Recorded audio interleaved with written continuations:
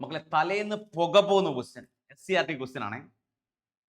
അവർ ചോദ്യം ക്വസ്റ്റ്യൻ നന്നായിട്ട് വായിച്ചു നോക്കുക. അവരുടെ ചോദ്യം ഇതാണ്: 88 ഗ്രാം കാർബൺ ഡൈ ഓക്സൈഡിൽ എത്ര മോൾ ഉണ്ടോ? ക്വസ്റ്റ്യന്റെ മീനിങ് ഇതാണ്. 88 ഗ്രാം കാർബൺ ഡൈ ഓക്സൈഡിൽ എത്ര മോൾ ഉണ്ടോ അത്രയും മോളിന് തുല്യമായിട്ടുള്ള അമോണിയ എടുത്താൽ അതിന്റെ മാസ് എന്തായിരിക്കും? ചോദ്യം മനസ്സിലായോ? എന്താ?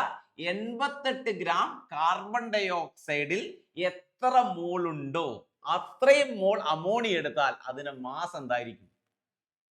അപ്പൊ നമ്മൾ ആദ്യം എന്ത് കാണണം? 88 ഗ്രാം കാർബൺ ഡൈ ഓക്സൈഡിൽ എത്ര മോൾ ഉണ്ടെന്ന് കാണണം. അപ്പം നമ്പർ ഓഫ് മോൾസ് കാണാൻ നമ്മൾ നമ്പർ ഓഫ് മോൾസ് കാണാം. Mole equal to given mass by molar mass അല്ലേ? അപ്പൊ 88 ഗ്രാം കാർബൺ ഡൈ ഓക്സൈഡ് അതിന് മോളാർ മാസ്, കാർബൺ ഡൈ ഓക്സൈഡിന്റെ മോളാർ മാസ് 44 ആടാ, 44. അപ്പൊ ഇത് എന്ന് പറഞ്ഞാൽ 2 മോളാണ്. ചോദ്യം എന്താ? 88 ഗ്രാം കാർബൺ ഡൈ ഓക്സൈഡിന് തുല്യമായിട്ടുള്ള 88 ഗ്രാം കാർബൺ ഡൈ ഓക്സൈഡിൽ എത്ര മോൾ ഉണ്ടോ ആ മോളിന് തുല്യമായിട്ടുള്ള അമോണിയ എടുത്താൽ അതിന്റെ മാസ് എന്തായിരിക്കും എന്നുള്ളതാണ്. അപ്പൊ 88 ഗ്രാം കാർബൺ ഡൈ ഓക്സൈഡ് എത്ര മോളാ? 2 മോൾ.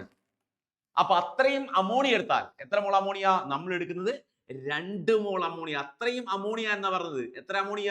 88 ഗ്രാം കാർബൺ ഡൈ ഓക്സൈഡ് തുല്യമായിട്ടുള്ള അമോണിയ എന്ന് പറഞ്ഞാൽ 2 മോൾ അമോണിയ. 2 മോൾ അമോണിയയുടെ മാസ് എത്ര എന്ന് വെച്ചാൽ 2 മോൾ അമോണിയ വെച്ചാൽ 2 ഇൻറ്റു അമോണിയയുടെ മോളാർ മാസ്. നൈട്രജൻ്റെത് 14, 3 ഹൈഡ്രജൻ്റെത് 3, അപ്പൊ എത്രയാ? 17. ഇത്രയും ഗ്രാം ആയിരിക്കും. That is 34 gram. ക്ലിയർ അല്ലേ? 17 34 അല്ലേ? 34 ഗ്രാം.